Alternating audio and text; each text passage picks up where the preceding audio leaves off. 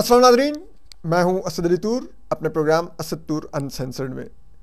आज हम दो चीज़ों पर बात करेंगे। एक तो जो खावर मानिका साहब के जो ज़ाती मुलाजिम हैं मोहम्मद लतीफ़, उन्होंने जो अदालत में आज बयान कलमबंद करवाया है इमरान खान साहब और बुशरा बीबी के इद्दत के दौरान निकाह के केस में, वो हम सियासत को इतना कहाँ पर गिरा रहे हैं, ज़रा इस पर बात करेंगे और इसके रिप्रिकशंस पर। और दूसरा, आज हम आपको जो सबसे बड़ी खबर देंगे, जो सबसे बड़ी एक्सक्लूसिव होगी आज की, वो है कि कल अडयाला जेल में इमरान खान साहब से के केस की जो साइफर केस है उसकी समाअत के लिए जो अंदर दाखिले के लिए लोग गए, उनके नाम अप्रूव कौन से फौजी अफसर कर रहे थे, ये आज की एक्सक्लूसिव होगी जो हम खुसूसी तौर पे अपने व्यूवर्स के लिए लाए हैं। तो चलिए पहले इमरान खान साहब और बुशरा बीबी के ख़िलाफ़ जारी इस कैंपेन पर बात कर लें। ये उनके खावंद है खावर मानिका, उन्होंने ये केस अब कर रखा है। पहले एक आम शहरी ने किया, फिर आम शहरी से अब ये खावर मानिका तक पहुंचा। और खावर मानिका ये केस करने से पहले एंटी करप्शन के केस में एंटी करप्शन एस्टेब्लिशमेंट ने गिरफ़्तार किए। फिर जब वो गिरफ़्तारी से जो ही उनकी ज़मानत हुई तो उनकी याददाश्त वापस आ गई और फिर उन्होंने कहा कि ये तो मेरा इमरान खान ने मेरा घर तोड़ा, मेरे घर ये करता था, वो करता था, और ये तो ऐसा है वैसा है, ठीक है। और उसके बाद उन्होंने ये केस कर दिया, ठीक है। मैं इससे पहले भी बात कर चुका हूं army chief general Asim Munir साहब से। मैं आज मियां नवाज शरीफ साहब से भी बात करना चाहता हूं, जो नून लीग के कायद हैं और नज़र आ रहा है कि अगले प्राइम मिनिस्टर वही होंगे। मैं बिलावल भुट्टो साहब से बात करना चाहता हूं, जो चेयरमैन हैं पीपल्स पार्टी के। मैं मौलाना फजल रहमान साहब से बात करना चाहता हूं। मैं दीगर एमल वली खान साहब से बात करना चाहता हूं। मैं अख्तर मेंगल साहब से बात करना चाहता हूं। मैं महमूद चकज़ई साहब से बात करना चाहता हूं। मैं मोहसिन दावर साहब से बात करना चाहता हूं। मैं खालिद मकबूल सिद्दीकी साहब से बात करना चाहता हूं, जो MKM से हैं। मैं इन सब अकाबरीन, मैं शाह अवैस नूरानी साहब से बात करना चाहता हूं। मैं ये इन तमाम सियासी जो हमारे रहनुमा हैं, अकाबरीन हैं, इनसे बात करना चाहता हूं आज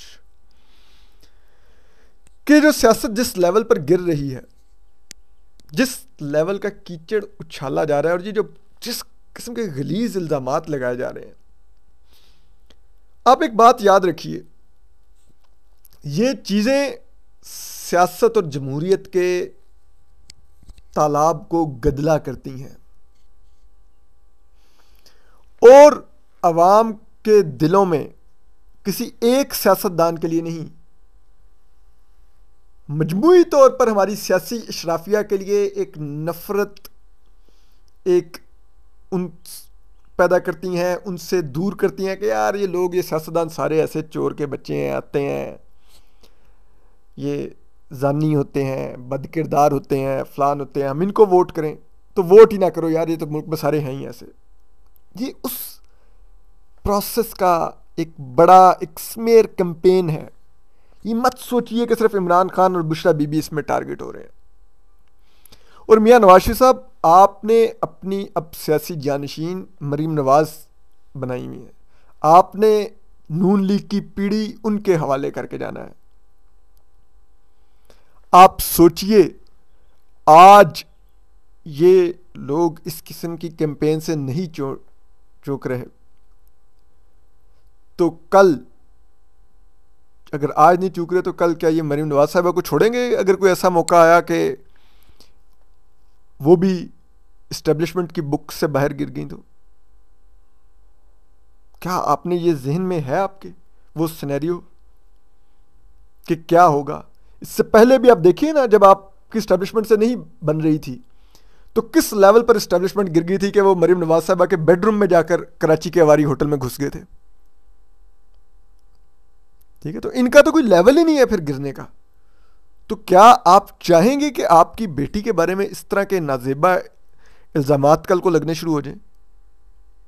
क्या आप चाहेंगे सियासत इस लेवल पर गिरे, जिस सियासत में आपकी बेटी ने कल इन मगरमच्छों का मुकाबला करना है? आप मतलब, और ये मैं आज पहली दफा नहीं बोल रहा बाय द वे, जब आपके ही दौर में वज़ीर इत्तलात रहे और आपके सबसे क्लोज जो रहनुमा है परवेज़ रशीद साहब, उनकी किरदार कशी के लिए घटिया गलीज कैंपेन चलाई गई। ज़ुबैर उमर साहब की किरदार कुशी के लिए, वो भी आपके और मरीम नवाज साहबा के स्पोक्स पर्सन रहे हैं, उनकी किरदार कुशी के लिए घटिया और गलीज कैंपेन चलाई गई। मैंने दोनों दफ़ा उस कैंपेन के खिलाफ वीडियोज़ की, क्योंकि मैं जानता था कि ये दोनों रहनुमा, इनके खिलाफ जो ये गलाजत भरी कैंपेन चलाई जा रही है, जो सारी बकवास, इसकी वजह इनका वो सियासी पोजीशन है कि ये आपके साथ लायल हैं और ये मिलिट्री एस्टेब्लिशमेंट के पॉलिटिक्स में किरदार के नाकिद हैं। तो इनको निशाना बनाया जा रहा है और ये इस चीज़ की कीमत अदा कर रहे हैं। हालांकि आपके दोनों रहनुमा हैं, आप दोनों से पूछ लीजिएगा कि दोनों को मेरे घर में कुछ दाना तो नहीं डलवाते, कोई मुझे जेब खर्च तो नहीं देते कि मैंने उनके हक में वीडियोस कर दी थी। मैं एक असूल की बात की थी मियां साहब। तो आज अगर उनके खिलाफ वीडियोस पर, मैं जानता था कि क्यों वो वीडियोस की जा रही हैं, क्यों वो सब कुछ किया जा रहा है, उनके खिलाफ कैंपेन की जा रही है, तो आज मैं उसके खिलाफ बोल रहा था। लेकिन आज मैं बुशरा बीबी और इमरान खान साहब के खिलाफ इसलिए इस चीज़ को नज़रअंदाज कर दूं या इसकी हमायत कर दूं या इसको तंज के लिए इस्तेमाल कर लूं, क्योंकि मैं पीटीआई का नाकिद हूं या मैं पीटीआई के दौर में विक्टिम रहा हूं, मुझ पे अटैक हुआ, सब कुछ हुआ। नहीं ना भाई, मैं असूल कैसे छोड़ दूं? असूल तो वही होगा ना, उसी असूल पर, उसी पैमाने में, उसी तराजू में मैंने नून लीग को भी तोलना है, मियां नवाज शरीफ साहब को भी तोलना है, बिलावल भुट्टो साहब को भी तोलना है, आसिफ जरदारी साहब को भी तोलना है, पीपल्स पार्टी को भी तोलना है, पीटीआई को भी तोलना है, इमरान खान को भी तोलना है, बुशरा बीबी को भी तोलना है। पैमाना और तराजू तो एक ही होंगे, असूल का तो एक ही पैमाना और तराजू होता है। असूल मोम की नाक नहीं होते कि लोगों के लिए आप अपनी पसंद नापसंद के हिसाब से उनको मोड़ लें। मोम की नाक नहीं होते असूल, असूल बड़े स्ट्रेट होते हैं। फिर आप देखिए, बिलावल भुट्टो साहब आप भी बोलिए इस चीज़ के ऊपर। और मियां नवाज साहब, आपको मैं ये जानता हूँ ये कैंपेन आप नहीं करवा रहे, ये खबर मानिका वाली, लेकिन जो करवा रहे हैं आपके आज उनसे बहुत अच्छे मरासिम हैं। समझाइए एस्टेब्लिशमेंट को कि नहीं इस लेवल पर गिराइए सारे मामलात। इमरान खान ने मेरे साथ बहुत बुरा किया और फिर आप खुद कहते हैं कि मैंने अपना मामला अल्लाह पर छोड़ दिया है, तो उन्हें कहिए कि वो अल्लाह उससे हिसाब ले लेगा, लेकिन मैं सियासी उसका मुकाबला करूंगा, इस गंद में मुकाबला नहीं करूंगा। बिलावल भुट्टो साहब, आप भी, आपकी वालदा बेनज़ीर भुट्टो शहीद साहबा किस गलीज कैंपेन का बीबी शहीद ने सामना नहीं किया? ठीक है, क्या क्या जुमले उनमें कौमी असम्बली में नहीं कसे गए, क्या क्या उनकी डॉक्टर्ड पिक्चर्स हेलीकॉप्टरों से नहीं फेंकी गई। तो आपको भी बोलना चाहिए, आपको इस सब के खिलाफ मजम्मती बयान जारी करना चाहिए। मौलाना फजल रहमान साहब, आप एक मजहबी रहनुमा है, बराए मेहरबानी आप पढ़ लीजिए कुरान और हदीस क्या कहती है किसी का दूसरे का पर्दा रखने के लिए। आप भी बोलिए कि ये कि हम सियासी मुकाबला करेंगे इस शख्स का, सियासत के मैदान में इस लेवल पर आके नहीं मुकाबला होने देंगे। और मैं फिर कहूंगा, ये कैसा मुल्क हम बनाना चाह रहे हैं, कैसा मुल्क बनाना चाह रहे हैं जहां पर लोगों की वीडियोस रिकॉर्ड होती हैं, ऑडियोज रिकॉर्ड होती हैं, लीक होती हैं, इस तरह के करैक्टर खड़े किए जाते हैं, वो उनके खिलाफ जाके अदालतों में बयान रिकॉर्ड करवाते हैं। ये लेवल है पाकिस्तान का। इस मुल्क में हम रहना चाहते हैं, अपने बच्चे, अपने बच्चियां हम जवान करना चाहते हैं। हम उनको इस मुल्क के अंदर कहते हैं कि इस मुल्क के फ्यूचर में बिलीव करो, ये मुल्क आगे बढ़ेगा, ये मुल्क बेहतर होगा, जहां पर ये होता हो, किस तरह से इस मुल्क में फेथ रहेगी हम लोगों की? कैसे? आप सोचिए ना, इधर इतने डिप्लोमेटिक मिशंस हैं, वो हम पे हंसते होंगे कि यार ये कैसा मुल्क है। यहां की एजेंसियां तो केजीबी से भी आगे हैं, जो रशियन इख्तलाफी आवाज़ों के साथ वहां पे होता है, केजीबी करती है। यहां की तो मतलब क्या पे हम लेके जा रहे हैं इस मुल्क को? क्या करना चाह रहे हैं हम इस मुल्क के साथ? क्यों हम इस मुल्क को इतना घुटन ज़दा बनाना चाह रहे हैं? सिर्फ इसलिए कि हमें इस वक्त, और ये हम पहली दफ़ा नहीं कर रहे, फिर मैं कहूँगा हमेशा करते हैं। 2018 में हम नून लीग के खिलाफ यही कर रहे थे, 2013 में पीपल्स पार्टी एएनपी एमक्यूएम के साथ ये कर रहे थे, 2008 में हम लाइक कब तक हम इस सब से गुजरेंगे? इसी साइकिल में रहेंगे, दायरों के सफ़र में रहेंगे, तो आगे तो नहीं बढ़ेंगे ना।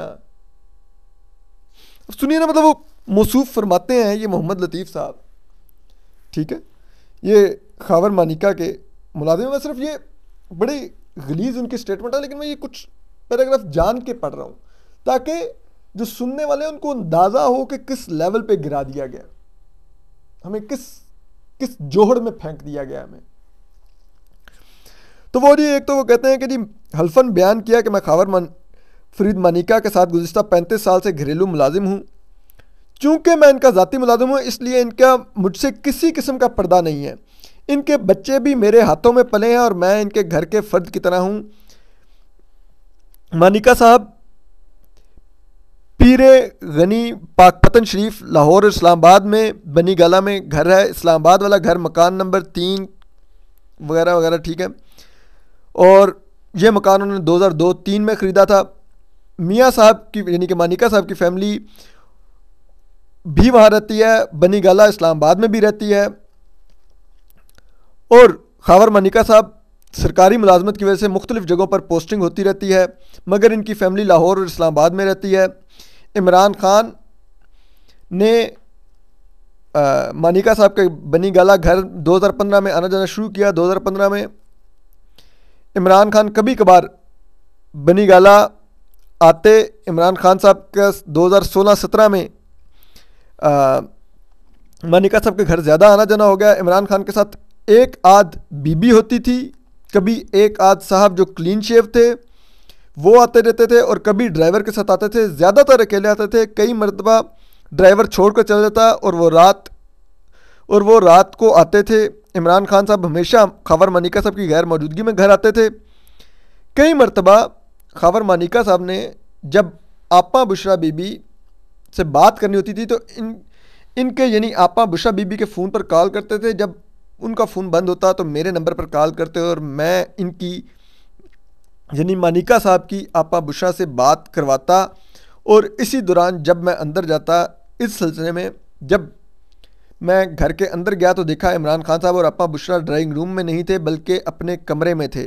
और जब मैं कमरे के अंदर बात करवाने गया तो देखा कि इमरान खान साहब और बुशरा बीबी आपस में जना कर रहे थे, और मैंने इनको 3-4 दफ़ा आपस में जना करते हुए देखा। जब पहली मरतबा जना करते देखा तो मेरे पाँव के नीचे से ज़मीन निकल गई, और बाद में मैंने ये बात मियाँ खावर मानिका साहब को इतला देता रहा। इस वाक़यात के बाद खावर मानिका की और बुशरा बीबी की आपस में लड़ाइयाँ शुरू हो गई, और 2017 के आखिर में मानिका साहब ने आपा बुशरा को तलाक दे दी। मैंने कई दफ़ा इमरान खान साहब को खावर मानिका के फ़ोन आने पर और उनके कहने पर अपने घर से भी निकाला। मैंने कई दफ़ा इमरान खान साहब को बुशरा बीबी के साथ ड्राइंग रूम में नाजेबा हरकतें करते देखा। जब मैं मानिका साहब की बात करवाने आपा बुशरा के पास अंदर जाता तो कई मरतबा मुझे डांट पड़ती। अगर मियाँ साहब जिंदा ना, अगर मानिका साहब ना होते तो शायद बुशरा बीबी मुझे नौकरी से निकाल देती। अब कैन यू इमेजिन इस लेवल पर हमारी सियासत। मुझे एक चीज़ बताएं, आप लोगों में से बहुत से लोगों ने घर में अपने ज़ाती मुलाजिम रखे होंगे। आपका ज़ाती मुलाजिम आपका बेडरूम का दरवाज़ा नॉक किए बगैर और जब तक अंदर से आपकी आवाज़ ना आए कि आ जाओ, अंदर दाखिल हो सकता है रैंडमली चलते हुए आके। इवन के बाहर से कोई वो फ़ोन भी किसी का आपसे बात करने लेकर वो दरवाज़ा नॉक करेगा, आपकी इजाज़त होगी तो फ़ोन लेकर अंदर आएगा। ये कैसे? और यार चले, मैं for the sake of argument for a second कहूँ कि जी वो इसकी स्टेटमेंट सच्ची है। ये दो लोगों की निजी लाइफ का मामला है। ये अब लड़ाइयाँ इस लेवल पर कहाँ पर आ गई कि अब ये चीज़ें रिकॉर्ड पर लाई जाएंगी, इस तरह से गंद उछाला जाएगा, कीचड़ उछाला जाएगा। क्या है ये मुल्क, क्या है ये मुल्क, क्या बना रहे हैं हम इस मुल्क को? खुदारा रहम कीजिए इस बात पर, खुदारा रहम कीजिए इस मुल्क पर, खुदारा बस कर दीजिए। नहीं, इस लेवल पर नहीं गिराएं हमें। हमें सियासी मुकाबला करने दें, सियासी तनकीद करने दें, उनके पॉलिटिकल कंडक्ट पर, उनके गवर्नेंस मैटर पर तनकीद करने दें, उन चीज़ों पर हमें उनसे हिसाब किताब लेने दें, उनकी स्क्रूटनी करने दें, और उस बेस पर उनके वोट का मेरिट तय होने दें कि उनको वोट करना चाहिए या नहीं। इस लेवल पर तो मत लाइए ना। ये क्या है? ये बहुत ही बिलो द बेल्ट है। मतलब इससे ज़्यादा नीचे क्या गिरेगी अब हमारी सियासत? यानी कि इसका मतलब हम ये कहें कि फिर इसका मतलब है कोई और आपके पास कोई संजीदा नौयत का इमरान खान के ऊपर इल्ज़ाम ही नहीं है, कोई आपको उसको सबूत नहीं है कि अब आप इस लेवल पर भी आ गए। केसेस चल रहे हैं ना, तोशा खाना भी है, अलकादर ट्रस्ट भी है, साइफर भी है, चलने देना। अब ये क्या कचरा अब शुरू हो गया है? अब आते हैं हम अपने दूसरे जो खबर है हमारे पास, जो बड़ी तहलका खेज है,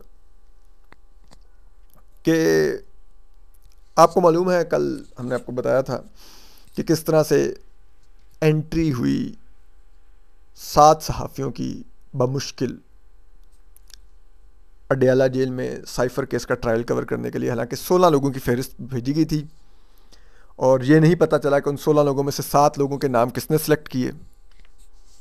और फिर जब कमरा अदालत में साकिब बशीर साहब जो सहाफ़ी हैं, उन्होंने बार बार जज साहब से बात भी की कि अपने ऑर्डर पर अमल करवाएं, और बाकी जो प्रिंट मीडिया और इंटरनेशनल मीडिया के बाकी बार सहाफ़ी रह गए उनको भी अंदर बुलवाएं। तो उन्होंने एक दो दफ़ा कहा भी, सर बुला लेना भाई, देखें उनको, देखें कर लें, ठीक है। और फिर उस पर अमल दरामद, लेकिन उनके वो जो ज़ुबानी कलामी उन्होंने वो अहकामात दी उस पर नहीं हुआ, और ना ही उनके रिटर्न ऑर्डर पर हुआ। तो अब वैसे तो प्रोसेस यही था कि वो जो 16 लोगों की फहरिस्त अडयाला जेल की रिसेप्शन पर पुलिस एहलकार के हवाले की गई थी, वो सुप्रिटेंडेंट जेल के ज़रिए जज साहब के पास जानी थी, और जज साहब ने उसको ओके करना था, और फिर ये तमाम सहाफ़ियों को दाखिले की इजाज़त मिल जानी थी। लेकिन जब वो फहरिस्त दी गई तो आधे घंटे बाद जब कॉल करके सहाफ़ियों को बुलाया गया कि जी आप आएँ, और जब रिसेप्शन एरिया में गए तो उन्हें कहा गया कि ये 7 नाम अंदर जाएंगे, बाकी नाम अंदर नहीं जाएंगे। और फिर अंदर गए तो फिर एक सो कॉल जनरल पब्लिक भी बैठी हुई थी, ठीक है, जो कि नामालूम लोग थे, मतलब ठीक है। तो अब हम पता चला तो हमें वो मेरी सीनियर हैं मारियाना बाबर साहिबा भी, उन्होंने भी मुझे ट्विटर पे ट्वीट करके पूछा कि ये क्या क्राइटेरिया था और किस तरह ये तय हुआ था कि कौन से सहाफ़ी अंदर जाएंगे। तो मैंने ये सवाल सहाफ़ियों से पूछा, उन्होंने कहा हमें भी नहीं पता कि हमें किस तरह से सिलेक्ट किया गया, बस लिस्ट तो हमने सबके नामों की भेजी थी अंदर से। फिर हमें कॉल करके जब बुलाया गया तो कहा गया ये 7 अंदर जाएंगे, और वो 7 किस बुनियाद पर सेलेक्ट किए थे वो सहाफ़ियों को भी नहीं पता था। तो मैं मामूली सा सहाफ़ी हूँ, फिर खोज में लगा हुआ था कि भाई ये कौन थे, कहाँ से आए, कैसे ये नाम सेलेक्ट हुए। जज अबुल इसनाद जुल्करनैन साहब ने कहा कि सिर्फ 7 लोग आएंगे, हालांकि उन्होंने कहीं अपने ऑर्डर में नहीं लिखा हुआ कि 7 लोग प्रोसीडिंग कवर किया करेंगे, या किसने सुप्रिटेंडेंट जेल ने तय किया, किसने तय किया। और अगर 15 सो कॉल्ड जनरल पब्लिक के लोग आ सकते हैं तो सहाफ़ी भी तो 16 ही थे ना, 7 को जाने दिया, 9 बाकी को भी जाने देते, क्या था आखिर हो रहा। तो फिर जब हमने ये खोज लगाना शुरू किया तो वैसे तो मुझे उनका डिपार्टमेंट का भी आइडिया है कि वो किस डिपार्टमेंट से ताल्लुक़ रखते हैं और किस खुफिया एजेंसी के वो एहलकार हैं, मैं ये भी जानता हूँ। लेकिन फिर हमारे दोस्त कहते हैं कि आप हमारे इंटरनल विंग्स के नाम क्यों लेते हैं, उनके लोग ये करते हैं, वो करते हैं, ये क्यों करते हैं। तो चलिए नहीं लेते, विंग्स के नाम नहीं लेते, किस के अंडर आते हैं नहीं लेते ये नाम। लेकिन इतना तो अवाम का हक है कि वो ख़बर जाने और हमारे पे फ़र्ज़ है कि हम वो ख़बर दें। तो वो जो ऑफिसर हैं जिन्होंने ये तमाम स्क्रूटनी कर रहे थे कि कौन से नाम अंदर जाएंगे कौन से नहीं, उनका नाम है कर्नल एहसन। जी हाँ, कर्नल एहसन उनका नाम है।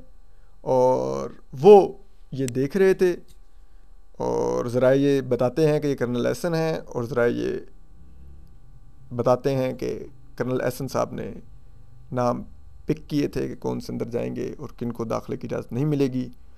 और वही इस प्रोसीडिंग के तमाम मामलात को अडयाला जेल के अंदर सुपरवाइज़ कर रहे हैं। जो इमरान खान साहब की साइफ़र केस का ट्रायल चल रहा है, इसको तमाम का तमाम ज़रा ये कहते हैं कि ये उनके ज़ेरे निगरानी हो रहा है कि कौन अंदर जाएगा कौन नहीं जाएगा और क्या कुछ होगा।